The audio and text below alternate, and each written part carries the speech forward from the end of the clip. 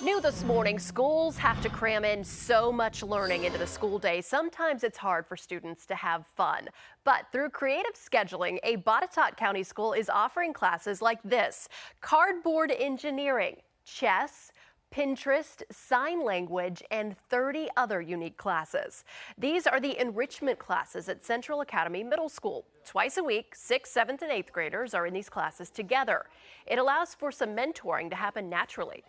And I think enrichment kind of gives them an idea of whether they're more of a engineering type where they can build something and then problem solve, or whether they're more of a creative type where they want to be a writer, or they're more of an artistic kind of person where they want to draw. It's a break from constant classes, and it's a fun experience. Teachers say it is paying off in major ways in core classes. You'll hear about that coming up tonight at 5 in Education Matters.